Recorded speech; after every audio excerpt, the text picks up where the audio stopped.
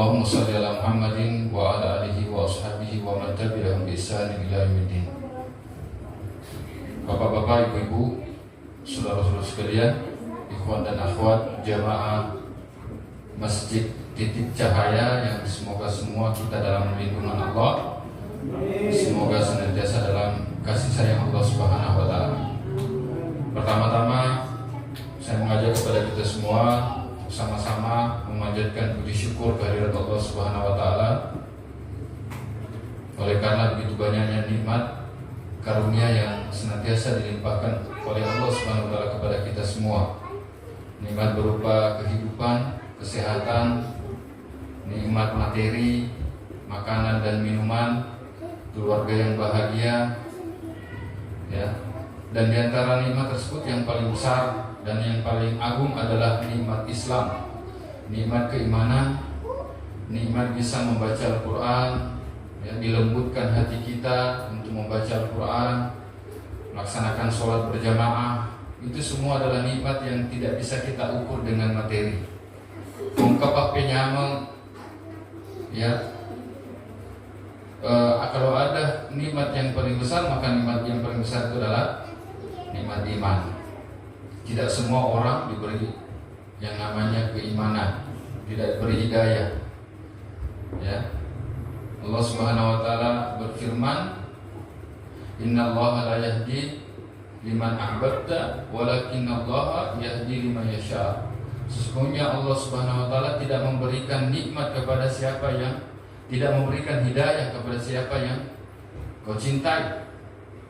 Ya, tetapi Allah memberikan hidayah kepada siapa saja yang Dia kehendaki.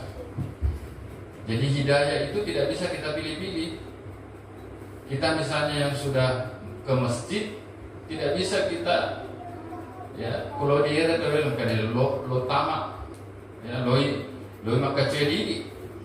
Ketika kita mengajak seseorang untuk ke masjid, belum tentu orang itu mau. Ya, saya seorang dai misalnya, seorang yang biasa menceramahi orang, belum tentu ketika saya ceramahi orang itu mau sadar. Ya, ada juga orang yang dia diceramahi tiba-tiba sadar, dia hanya melihat fenomena kehidupan, habis kecelakaan, tabut tua Indo Ajena, nah perlu tabut tua Indo Ajena, dia kalau uluku tabut tua, akhirnya ya ada saja jalan-jalan hidayah yang diberikan kepada seseorang.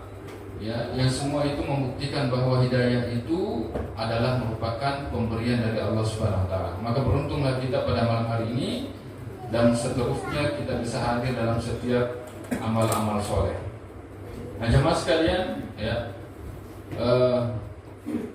begitu pula salam dan salawat pada Nabi kita Muhammad SAW serta para keluarga beliau, para sahabat, tabi'in, atba'ut tabi'in, para ulama dan seluruh kaum muslimin yang senantiasa istiqomah di jalan Allah Subhanahu wa taala. Nah, tema pengajian kita pada malam hari ini adalah amalan yang paling dicintai oleh Allah Subhanahu wa taala. Saya akan membacakan sebuah hadis Nabi sallallahu alaihi wasallam yang diriwayatkan oleh Imam Bukhari. Jadi kita ini sebagai seorang muslim, kewajiban kita selain membaca Al-Qur'an juga adalah membaca hadis Nabi sallallahu alaihi wasallam. Karena inilah dua sumber hukum Islam, Al-Quran dan hadis. Makanya disebutkan di dalam hadis, ya, taraktu fikum amrayni in tamassaktum bihima lan tadillu abada. Aku tinggalkan dua perkara yang apabila kalian berpegang teguh kepada dua perkara tersebut, kalian tidak akan tersesat selama-lamanya. Apa itu? Kitab Allah dan hadis Nabi sallallahu alaihi wasallam, sunnah-sunnah Nabi sallallahu alaihi wasallam. Ya, jadi belajar hadis juga adalah merupakan kewajiban. Kita juga dapat pahala. Jadi membaca Al-Quran sama-sama kita tahu pahalanya adalah satu huruf 10 pahala. Ya, jadi kalau kita baca banyak huruf banyak pahala. Nah, ternyata juga membaca hadis juga secara umum kita juga akan mendapatkan pahala insyaallah. Bahkan disebutkan di dalam sebuah hadis Rasulullah SAW bersabda, "Nadarallahu ra'an sami'a maqalati, ya, fa'awaha fahafidhaha, ya, Kata Rasulullah SAW, ya, Allah akan mencerahkan wajah orang-orang yang mendengarkan hadisku, kemudian dia pelajari, dia hafalkan baik-baik, kemudian dia sampaikan kepada orang-orang. Jadi nanti kita ini yang umat muslim ini akan dibangkitkan oleh Allah Subhanahu wa taala dalam keadaan wajah yang cerah. Ya. Kenapa? Karena salah satu aktivitas kita adalah membaca Al-Quran, kemudian mempelajari hadis-hadis Nabi Sallallahu Alaihi Wasallam. Nah, kita bacakan langsung. Ini banyak pelajaran yang bisa kita ambil dari hadis ini. Ya. An Abi Amrin Wasyaibani qala, dari Abu Amr Asy-Syaibani berkata. Jadi ini yang meriwayatkan, yang bercerita ini adalah salah seorang tabi'in yang nanti dia masuk Islam ketika Rasulullah SAW wafat. Ya. Jadi dalam istilah periwayat hadis itu, dalam istilah ada namanya sahabat, ada namanya tabi'in, dan ada namanya atba'ut tabi'in.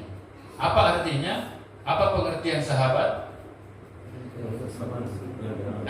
Sahabat adalah orang yang bertemu dengan Nabi, ya, sempat bertemu dengan Nabi dalam keadaan beriman kepada Allah dan mati juga dalam keadaan beriman. Jadi akhir kehidupannya itu Islam. Ya, karena ada juga ternyata orang yang bertemu dengan Nabi tapi tidak beriman. Jadi itu bukan sahabat itu. Seperti Abu Jahal, Abu Lahab. Itu mereka bukan sahabat Nabi. Ada juga bahkan yang dulunya Islam tapi ternyata akhir kehidupannya dia murtad. Nah, ini tidak bisa dikategorikan sebagai sahabat. Kemudian yang kedua ada tabi'in. Tabi'in itu adalah orang yang bertemu dengan sahabat Nabi, kemudian juga dalam keadaan beriman dan mati dalam keadaan beriman. Begitu juga dengan pengikut tabi'in, ya, adalah orang-orang yang bertemu dengan tabi'in, beriman kepada Allah dan mati juga dalam keadaan beriman. Nah, inilah jamaah sekalian, 3 generasi ini adalah generasi yang paling baik dalam Islam. Mereka lah yang patut kita jadikan contoh dalam kehidupan kita sebagai seorang muslim.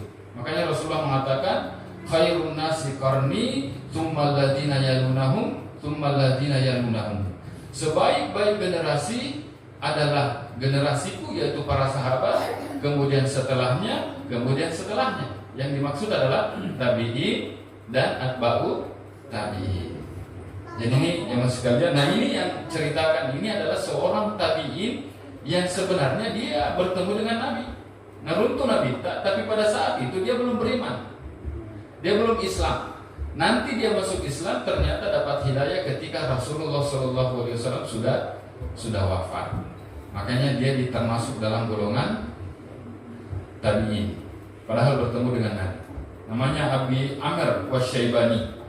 Qala haddatsana sahibu hadhihi dari wa umma biyadihi ila dari Abdillah. Ya. Abu Amr menunjuk, ya, pemilik rumah ini. Jadi dia menceritakan pemilik rumah ini, ya. Kemudian dia menunjuk nama sahabat namanya Abdullah bin Mas'ud. Pemilik rumah ini yang dimaksud adalah rumahnya Abdullah bin Mas'ud. Pernah mengabarkan, ya, kepada kami bahwa ia pernah berkata. Jadi yang pernah mengabarkan kepada periwayat ini adalah Abdullah bin Mas'ud. Jadi Abdullah bin Mas'ud pernah bertanya kepada Nabi sallallahu alaihi wasallam, "Ayyul amali ahabbu ila Allah?" Wahai Rasulullah, aku bertanya kepada Rasulullah, wahai Rasulullah, apakah yang paling dicintai oleh Allah? Ya. Kemudian berkata Rasulullah SAW, as-salatu ala waqtiha. Yang pertama kata Rasulullah, amalan yang paling dicintai oleh Allah adalah sholat pada waktunya. Kemudian qultu summa ayyun. Kemudian Abdullah bin Mas'ud kembali bertanya, kemudian apa lagi ya Rasulullah? Qala, kemudian Rasulullah kemudian menjawab lagi, summa birrul walidain. Kemudian berbakti kepada kedua orang tua, berbuat baik kepada kedua orang tua. Qultu, bertanya lagi Abdullah bin Mas'ud. Jadi ini tidak bosan-bosan bertanya, dia manfaatkan betul kesempatan bertanya kepada Rasulullah. Saya berkata lagi, saya bertanya lagi kepada Rasulullah, "Tsumma ayyun?" Kemudian apa lagi ya Rasulullah? Qala tsummal jihadu fi sabilillah. Kemudian jihad di jalan Allah. Qala, kemudian Ibnu Mas'ud berkata, "Haddatsani bihinna walau istazadathu lazadani." Ya. Lalu aku, kata Abdullah bin Mas'ud, ya, sekiranya Abdullah bin Mas'ud berkata, sekiranya saya bertanya terus kepada Rasulullah, maka Rasulullah SAW akan terus menjawab setiap pertanyaanku. Ya, dari ini hadits ini diriwayatkan oleh Imam Bukhari, ya, salah satu ulama periwayat hadits yang paling terkenal. Kitab hadis yang paling sahih itu adalah Bukhari dan Muslim. Biasa diistilahkan dengan muttafaqun alaih, yaitu disepakati oleh dua imam ini. Nah, apa pelajaran yang bisa kita ambil dari hadisnya yang telah kita sebutkan tadi? Yang pertama adalah bahwasanya apa amalan yang paling dicintai oleh Allah Subhanahu wa taala. Yang pertama adalah sholat pada waktunya. Ya. Jadi di sini disebutkan sholat pada waktunya. Jadi sholat itu sesungguhnya ada waktu-waktu sholat. Ada waktunya sholat subuh, ya, ada waktunya sholat zuhur dan seterusnya, sebagaimana disebutkan di dalam ayat inna sholata kanat 'alal mu'minina kitaban mawquta. Sesungguhnya sholat itu adalah sesuatu yang diwajibkan kepada orang-orang beriman dalam waktu-waktu tertentu, ada waktunya. Maka kita jamaah sekalian harus sholat tepat waktu, tidak boleh keluar dari waktunya. Ya, yang paling, kata para ulama, yang paling utama adalah kok kita sholat di awal waktu. Ya, jadi amalan yang paling utama, yang paling afdal adalah kita sholat di awal waktu. Kalaupun ada uzur atau ada halangan, boleh kita telat-telat sedikit. Ya, jadi sebenarnya Allah SWT memberikan waktu-waktu sholat itu supaya kita bisa sholat dalam waktu tersebut kalau kita punya, karena memang dalam kehidupan kita kan ada saja halangan. Ya, yang paling afdal adalah kita ikut sholat berjamaah, karena ternyata sholat berjamaah itu, kata para ulama, kenapa kita dianjurkan untuk sholat berjamaah? Salah satu faedahnya adalah kita bisa sholat di awal waktu. Nah, sebab kubah itu kan macam itu ini. Nah, orang yang tidak hadir dalam sholat berjamaah itu akan selalu tunda-tunda sholatnya. Pasti saya yakin. Kalau kita di rumah itu, dia kecil, apalagi bapak-bapak ya, yang sering nonton bola, ya. Nah, kalau di bola apa ya? Mega ada tajam. Kuda dulu ke di masjid yakin nggak? Pasti matuk deh. Ya, lo si matu masang pajang kasih anak-anak. Milau, ya. Cina kasih manu-manuna. Kasih makhluk ya kesana. Pokoknya ada saja yang bisa mengganggu kita. Maka ketika kita hadir dalam sholat berjamaah, maka kita bisa hadir, ya, memenuhi sholat di awal waktu. Jadi orang sholat berjamaah itu sesungguhnya dimudahkan. Jangan mengatakan wah susah loh, jokka. Ya, padahal ya salah satu keutamaan yang lain kita hadir sholat berjamaah adalah kita itu lebih bersemangat ketika hadir dalam sholat berjamaah. Itu tidak. Kalau kita sholat di rumah, lo yoki, ini toni imam, apalagi kalau dia toni kayak apalata, ngerasa gitu. Jika disema apalagi toni sebaca sholatnya, itu akan membuat kita. Ya, kalau kita pergi hadir di masjid, apalagi masjidnya misalnya bacaannya bagus, akan membuat kita lebih bersemangat, Pak. Ya, jadi kata para ulama, dua faedah besar dari sholat berjamaah, perintah sholat berjamaah adalah sholat di awal waktu, kemudian dua, kita lebih bersemangat dalam melaksanakan sholat. Karena sholat itu sifatnya rutinitas, akan selalu berulang. Kalau kita tidak bersemangat, maka kita akan bermalas-malasan. Nah, jamaah sekalian, yang paling afdol, yang paling utama adalah kita sholat di awal waktu. Tapi ternyata ada kondisi-kondisi yang membolehkan kita menunda waktu sholat. Apa itu? Disebutkan di dalam beberapa riwayat ada beberapa kondisi. Yang pertama adalah ketika ada misalnya bencana, ya, ada hujan, atau dalam riwayat disebutkan ada kondisi panas sekali. Pernah di dalam sebuah riwayat itu di Mekah itu terjadi panas yang luar biasa. Akhirnya para sahabat Rasulullah kemudian sedikit menunda waktu sholat sampai cuaca sedikit dingin. Ya, begitu juga ketika cuaca dalam kondisi sangat dingin, itu boleh kita menunda waktu sholat.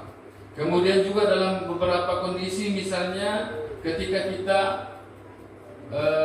ini dalam hal berjamaah ya, dibuat sholat berjamaah itu boleh ditunda, ya.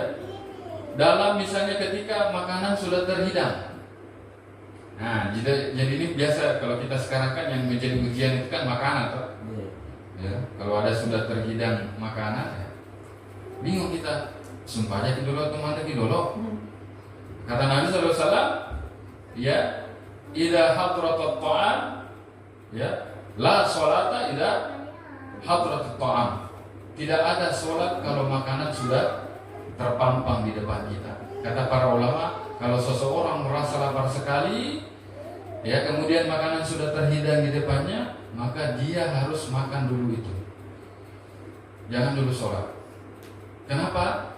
Apa rahasianya? Bukan berarti kita lebih mendahulukan makanan daripada sholat, bukan. Justru kata para ulama, ini adalah bentuk pemuliaan kita kepada sholat. Kenapa? Dikhawatirkan ketika kita sholat, yang kita pikir adalah makanan. Kalau boleh jalan kotina, matur mau topat capuri, ya, jalan kotin kemana kan? Begitu seperti itu. Boleh kita tunda-tunda. Itu adalah bentuk pemuliaan kepada sholat, supaya sholat kita tidak dicampuri dengan pikiran-pikiran yang membuat kita tidak khusyuk. Makanya dalam yang lain yang boleh membolehkan kita menunda sholat adalah ketika mau buang air. Lola deki teme atau lola deki jambang, ya, buat munitoni bagi loni kamu rasa ki, seni deh masuk pada bawah, ya, akhirnya dia sholat dia sembarang keluar. Nah, sebab lola ada di jambang, kan mendahulukan Allah, ya, padahal, ya, dia harus yang benar adalah dia harus menunaikan hajat dulu. Kenapa? Kalau dia menunda menahan itu akan membuat sholatnya tidak khusyuk, ya. Jadi ini juga menunjukkan bagaimana agama kita itu mudah, tidak memberatkan kita. Ya, ada situasi-situasi kita boleh menunda sholat, atau bahkan kita boleh mengkodok sholat. Dia ada namanya jamak. Ada juga kondisi kita bisa meringkas sholat.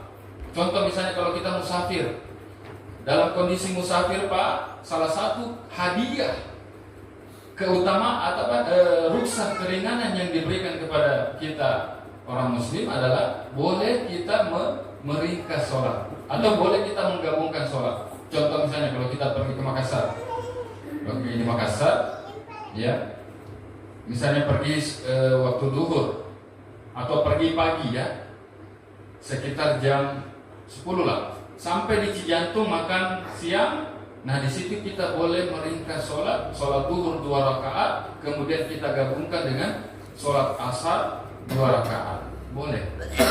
Bahkan sebagian ulama ini harus kita ambil, namanya hadiah itu. Jadi rukhsah itu keringanan adalah hadiah dari Allah. Jadi kita harus ambil hadiah dari Allah, jangan memberatkan diri. Ya. Kemudian apalagi banyak lagi, ya, kemudahan-kemudahan diberikan oleh Allah. Namun meskipun itu, ketika kita tidak punya udzur, tidak ada halangan, maka amalan yang paling afdal adalah kita sholat di awal waktu.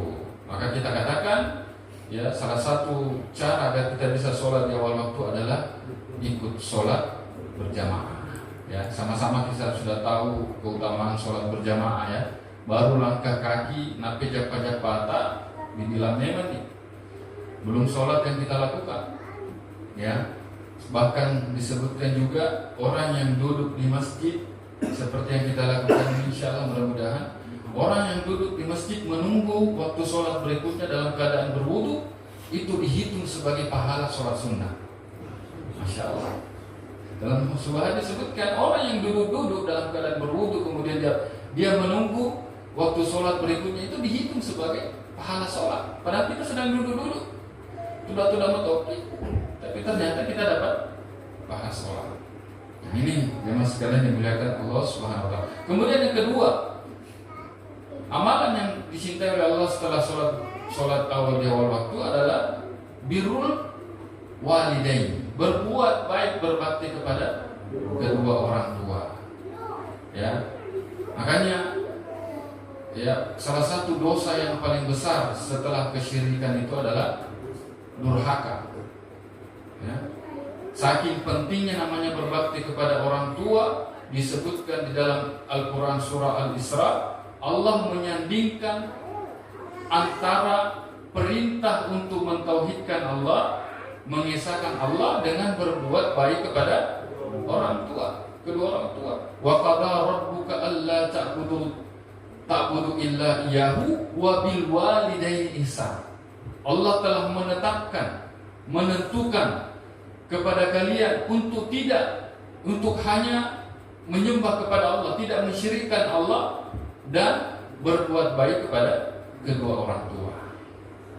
Makanya jemaah sekalian, kedua orang tua kita itu sebenarnya adalah pintu surga.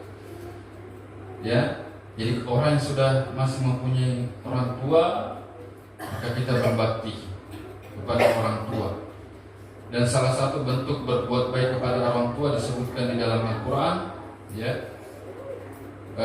ketika mereka itu sudah tua, ya, wa imma turidanna anhum ibtigha'a, ya, disebutkan dalam Al-Quran, saya lupa ayatnya. Wa qadara rabbuka alla ta'budu illa iyyahu wa bil walidayni ihsana imma yablughanna 'indaka al-kibara ahaduhuma aw kilahuma fala taqul lahumu uffin wala tanharhuma wa qul lahumu qawlan karima. Kalau mereka kedua orang tua kita itu sudah tua renta dan dia berada dalam pengawasan kita, dalam pemeliharaan kita, kita tidak boleh mengatakan nah sahabatnya itu tomatua ya kumacuani itu akan sedikit menjengkelkan, bukan sedikit ya, banyak. Apalagi kumaulu nih, nah jambangin ya lena, nah tenengin ya lena, itu orang tua kalau sudah tua itu akan kembali sifatnya seperti anak-anak, bahkan terkadang lebih parah daripada anak. Karena anak-anak itu kan menggemeskan toh. Tapi kalau orang tua kasihan, ya sudah tua, mereka akan merengek juga, dan kita terkadang disitulah diuji kualitas keimanan kita kepada Allah Subhanahu Wa Taala. Kita tidak boleh ketika orang tua meminta pertolongan kita, tidak boleh mengatakan berkata saja tidak boleh, apalagi membentak, ya, tidak boleh mengeluh istilahnya. Wah ya, aku iya deh, ya, sembarang tuh sering surungan nih. Ya terkadang kita ini sebagai anak ini terkadang ya, mengeluarkan kata-kata yang tidak enak sama orang tua. Ya, makanya jemaah sekalian, mari kita berbuat baik kepada orang tua, selalu mengingat jasa orang tua.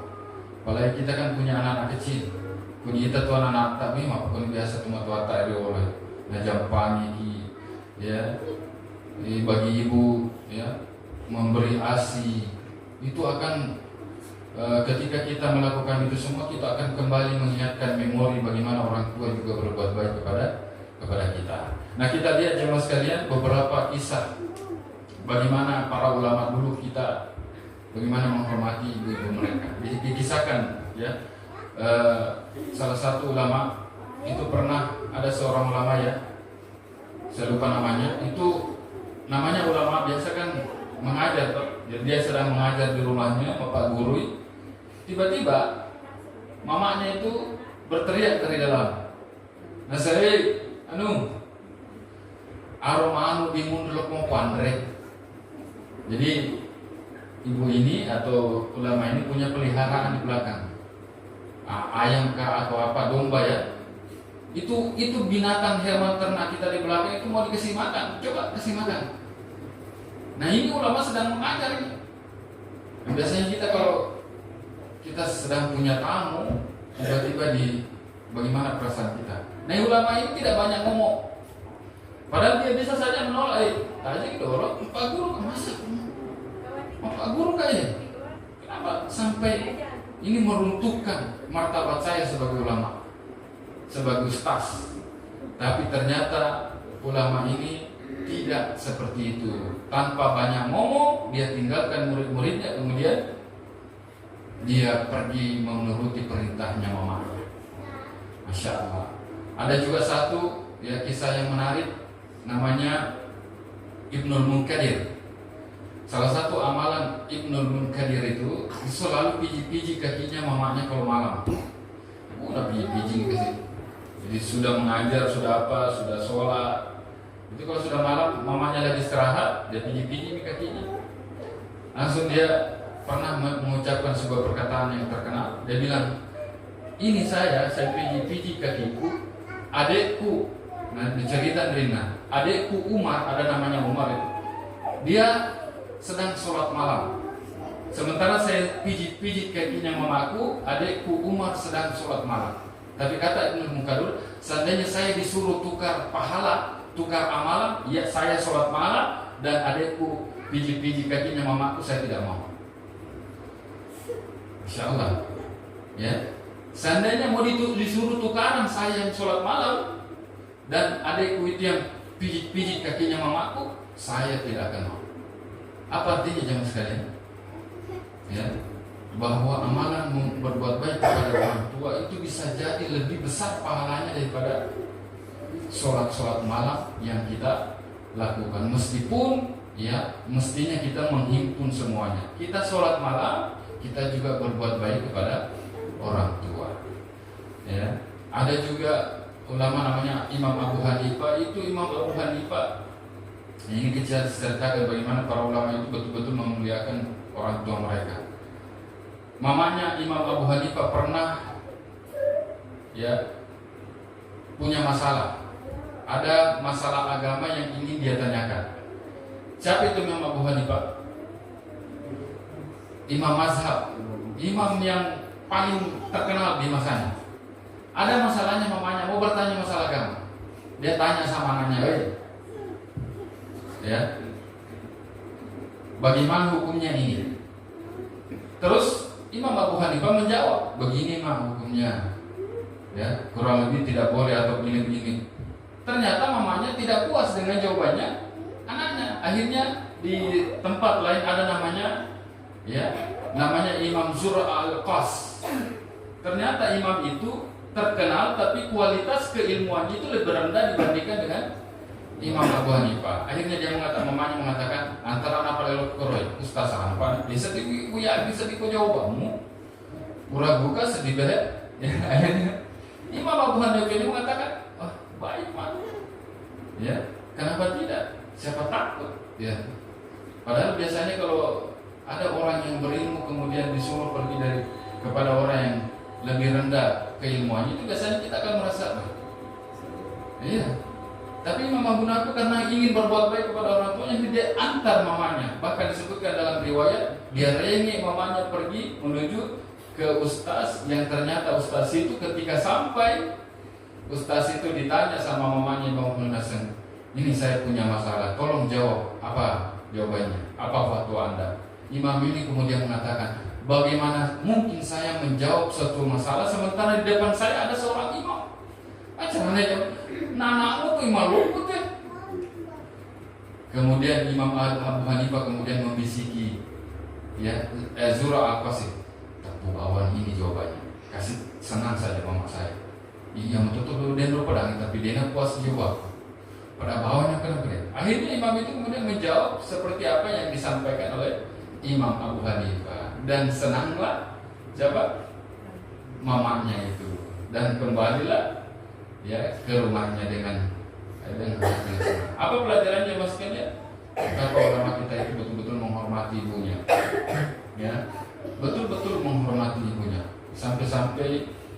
harus mengorbankan perasaan.